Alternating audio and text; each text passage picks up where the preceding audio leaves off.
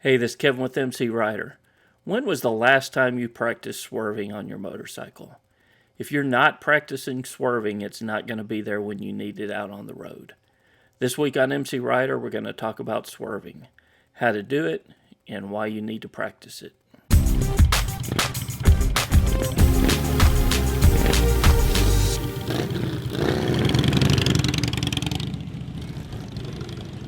Hey guys, my name's Kevin. I'm the host here at MCrider. You can also find me on our associated website, MCrider.com. MCrider and this YouTube channel is all about riding a motorcycle. I'm a certified MSF and total control instructor in North Texas, and I do weekly videos every Tuesday on the art of riding a motorcycle. This week we're going to talk about swerving. And swerving is just simply two consecutive counter steers. So if I want to swerve to the right, I'm going to push on that right hand grip quickly, get the motorcycle to lean to the right, go to the right, push on that left hand grip to get the motorcycle to straighten back up and go on the corrected path of travel. When we perform a swerve on a motorcycle, the motorcycle leans underneath us, but our upper body stays upright. So the motorcycle leans, our upper body stays upright. That way the motorcycle can correct the path of travel in a lot quicker manner than you actually leaning with the motorcycle. So in what situations would you perform a swerve? Well, let's say you're riding down the road, you're going 30 miles per hour, and the couch in the pickup truck in front of you falls out of the back of the truck. It's often more efficient to swerve than it is to actually stop. And if you're going at higher speeds, like on a highway, the last thing you want to do is try to come to a complete stop on the highway and not know what the traffic behind you is going to do. So swerving a lot of times is more efficient, especially at speeds of 18 miles per hour or up. It's more efficient to swerve a motorcycle, and it adds a lot of safety factors to it as well, since you don't have to worry about the traffic behind you coming to a stop as well. Let's look at how I practice swerves on a parking lot. Here I've got 2 cones to ride through, and then I've got 4 cones about the width of a car to avoid. I set this up occasionally, or I just pick a spot in the road, and I'll make a few run-throughs at various speeds and swerving to the left and the right to get a practice for both sides. So here's some tips to performing a good swerve. One thing you want to avoid while swerving is applying the brakes. You're already using a lot of the traction, the available traction to perform the swerve, so one of the last things that you want to do is ask braking force to be applied to that tire as well. You want to keep a smooth, steady throttle when you're performing the swerve. Remember, adding abrupt throttle or decrease of throttle is going to upset the suspension of the motorcycle. And also you've got the fact, depending on what gear you're in, of engine braking as well. It's another form of braking, so if you roll off the throttle, you're in a lower gear, you're going to get a lot of engine braking than if you ask those tires to swerve. In addition to that, may cause you to lose traction. You want to move your vision away from the object you're trying to avoid.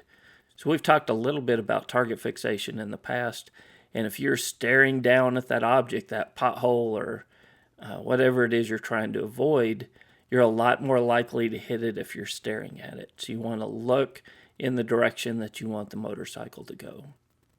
And lastly, if time or space permits, you want to brake before you have to swerve.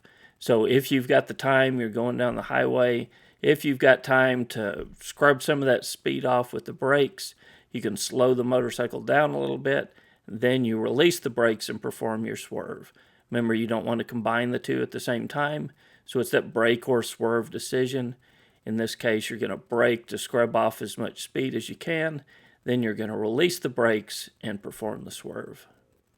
So a couple of the main factors that really affect our ability to swerve on the highway is target fixation is one of them.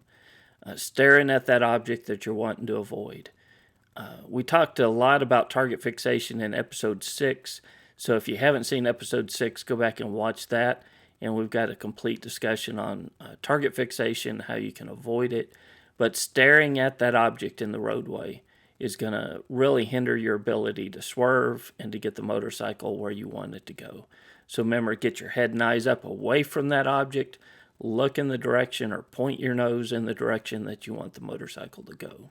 And lastly, a lot of times that a rider's going down the road and you'll see people on YouTube, there's videos of guys just riding right into what they're trying to avoid. They actually freeze up. So there's that just that momentary lack of awareness or freezing up or just panic, and a rider rides directly into what they're trying to avoid. Well, the only way that you can really overcome that is with practice. And I know I say this a lot on this channel, trying to get you guys to get out and practice some of these skills. But that's really the only way that you can have that in your mind when you need it out on the road.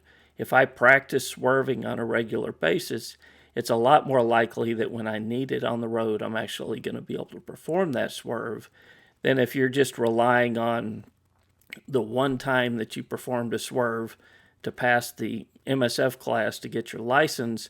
It's very unlikely that you're going to be able to perform that swerve when you actually need it on the road. So remember, just because you know where you want your motorcycle to go doesn't mean you're going to be able to get it to go there in a panic situation. You need to practice these skills, and you need to set aside dedicated practice time. Find an empty parking lot, find a vacant road, and pick an object in the road, a spot in the road that you want to avoid, and practice riding at it at various speeds and swerving to avoid it. Remember, at speeds 18 miles per hour up, we're a lot more efficient swerving a lot of times to avoid the object as opposed to braking. The addition of braking is going to, cause us to have to look behind us to see if the vehicles behind us are getting to a stop. So swerving a lot of times at road speeds is your best option, but it's not going to be there for you in a panic situation if you're not practicing it, if you're not building that reflex into your riding habits, so that when that object pops up out on the roadway, you've got the skills to be able to avoid it and to get around it and to keep on moving down the road. So until next week, guys, this is Kevin with MCrider, and we'll see you on the road.